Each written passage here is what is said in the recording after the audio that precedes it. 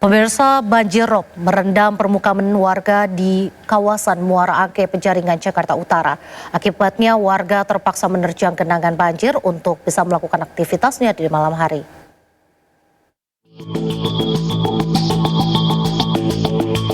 Banjir rob kembali merendam permukiman warga di pesisir Jakarta Utara, tepatnya di RW 22 kawasan Muara Angke, Penjaringan.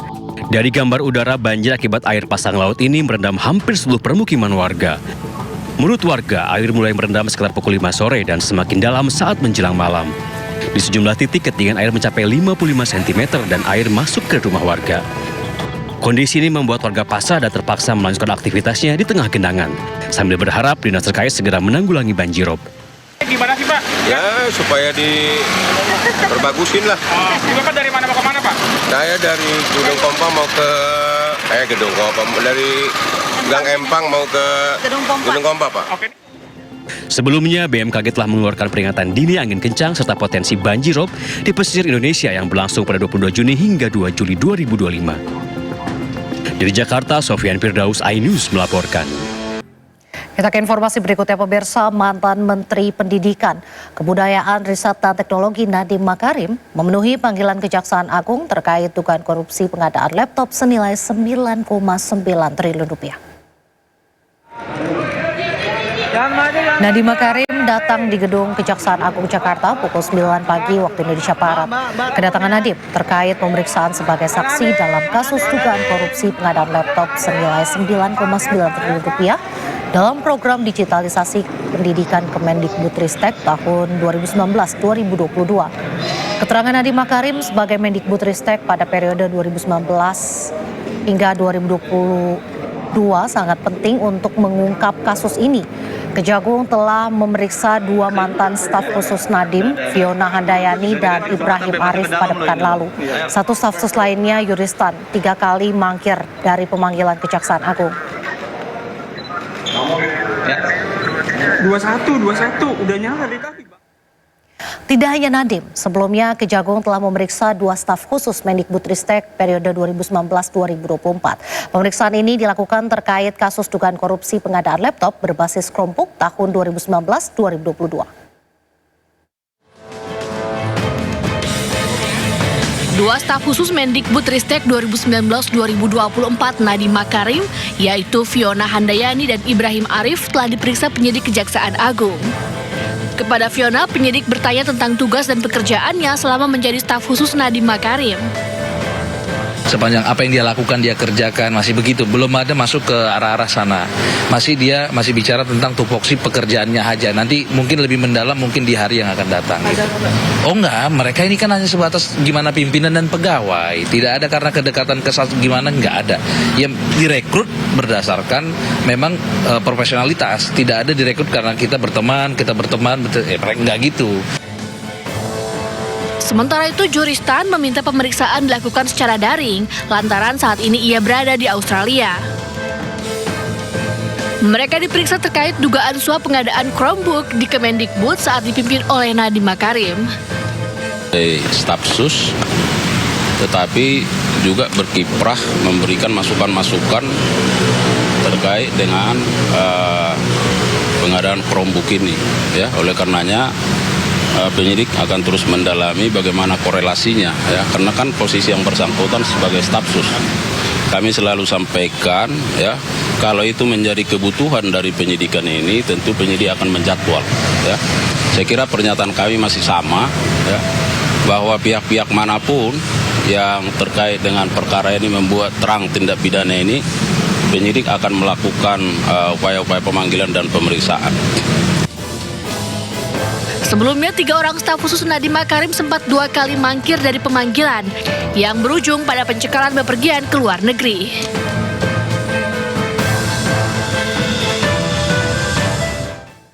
Selain Nadiem Makarim, Kejaksaan Agung hari ini juga memeriksa Direktur Utama PT Sritex, Iwan Kurniawan Lukminto. Iwan diperiksa sebagai saksi terkait dugaan korupsi pemberian kredit kepada PT Sritex. Iwan tiba di Kejaksaan Agung sekitar pukul 10 pagi tadi dan setibanya di Kejaksaan Agung, Iwan langsung masuk ke dalam gedung Budat. Iwan Lukminto maupun pihak Kejaksaan Agung belum memberikan pernyataan terkait pemeriksaan hari ini. Dalam pemeriksaan sebelumnya, Iwan menjalani pemeriksaan selama 6 jam terkait kasus dugaan korupsi pemberian kredit di PT Sritex.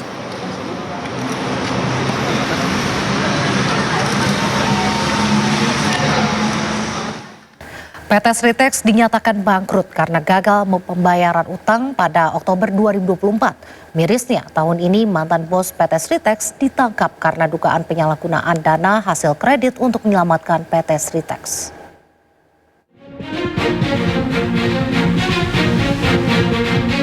Setelah dengan berbagai dinamika dan upaya penyelamatan, PT Sritex akhirnya dinyatakan bangkrut karena gagal memenuhi kewajiban pembayaran utang setelah pengadilan menyatakan pailit pada Oktober 2024. Sejumlah penyebabnya meliputi utang yang tidak terkelola, kegagalan perjanjian perdamaian, serta dampak pandemi COVID-19. Hak-hak karyawan diupayakan segera diberikan. Momen haru terasa saat PT Sritex secara resmi membubarkan karyawannya. Saat itu, beberapa petinggi Sritex turut serta berkumpul di hari perpisahan penutupan PT Sritex. Namun mirisnya setelah putusan tersebut, 21 Mei 2025, mantan Komisaris Utama PT Sritex Iwan Setiawan Lukminto ditetapkan sebagai tersangka oleh Kejaksaan Agung. Iwan diduga menyalahgunakan dana hasil kredit dari beberapa bank milik pemerintah kepada Sritex. Iwan ditangkap di Solo pada Selasa 20 Mei 2025. Dana hasil kredit tersebut diduga digunakan oleh tersangka membayar utang Sritex ke pihak ketiga. Sisanya dibelanjakan untuk aset-aset pribadi. Penyidik juga menangkap dan menetapkan status tersangka terhadap Zainuddin Mapa selaku Dirut Bank DKI tahun 2020, serta Diki Syahbandinata, pimpinan komersial dan korporasi Bank BJB tahun 2020. Kasus Sritex merugikan negara sebesar 692,9 miliar. Kita beralih ke kasus lain. Hari ini sidang dengan terdakwa Tom Lempong kembali dilanjutkan di Pengadilan Tipikor Jakarta. Kali ini sidang menghadirkan saksi ahli hukum administrasi negara. Ahli hukum administrasi negara Wiryawan Chandra dihadirkan dalam sidang kasus dugaan korupsi importasi gula dengan terdakwa Tom Lempong di Pengadilan Tipikor Jakarta. Wiryawan Chandra menyatakan Presiden ke-7 Republik Indonesia, Joko Widodo, seharusnya dihadirkan dalam sidang kasus dugaan korupsi ini. Hal ini untuk menjelaskan mengenai penugasan terkait importasi gula. Pernyataan ini dirasa menarik oleh terdakwa Tom Lempong. Ahli atas nama Kristianto, jadi ya saksi ahli dari penuntut yang merupakan seorang ahli dalam hukum administrasi negara. Ya. Mungkin yang paling menarik buat saya sih keterangan beliau tadi bahwa ya kalau memang BUMN, Koperasi Angkatan Darat, Koperasi TNI Polri, dan saya pun semuanya menjalankan perintah Presiden, ya sebaiknya Presiden dihadirkan dalam persidangan untuk memberikan keterangan bahwa memang beliau memberikan perintah tersebut ya, karena sejauh ini keterangan saksi adalah itu perintah Presiden yang kemudian diteruskan oleh Kepala Staf Angkatan Darat dan juga oleh Kapolri kepada jajarannya, dan itu yang kemudian membuat Induk Koperasi Angkatan Darat atau Inkopkar dan Induk Koperasi TNI Polri menyurati saya mengusulkan agar mereka juga dilibatkan melalui penugasan. Ya. Jadi itu aja sih menarik buat saya.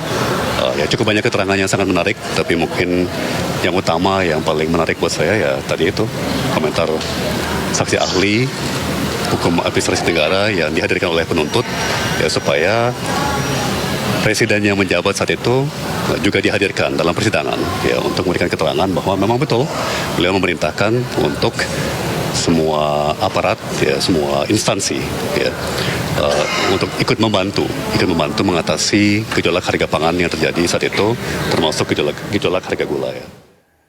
Menteri Pertahanan Syafri Syamsuddin dan Menteri Hukum Supratman Andi Aktas hadir dalam sidang lanjutan gugatan Undang-Undang TNI di Mahkamah Konstitusi.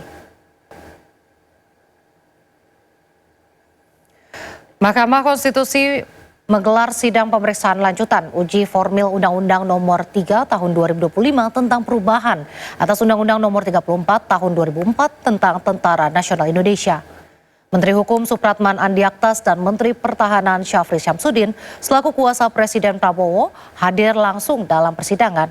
Selain Menkum Supratman dan Menhan Syafri, perwakilan pemerintah lainnya yang turut hadir yakni Wakil Menteri Hukum Edward Omar Syarif Yari dan Wakil Menteri Pertahanan Doni Hermawan. Dalam sidang yang beragendakan mendengarkan keterangan tergugat, Hakim Konstitusi Arief Hidayat memuji kehadiran para pihak tergugat.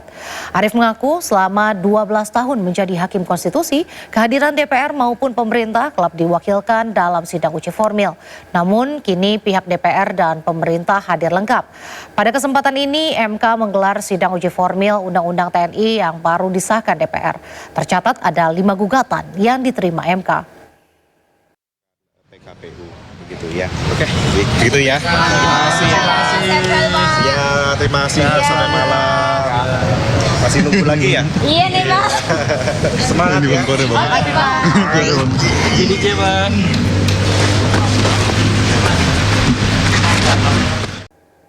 Pemirsa, Presiden Prabowo Subianto mengirimkan bunga anggrek sebagai ucapan selamat ulang tahun ke Presiden ke-7 Republik Indonesia Joko Widodo. Jokowi pun mengucapkan terima kasih kepada semua pihak yang telah mendoakannya, terutama Presiden Prabowo.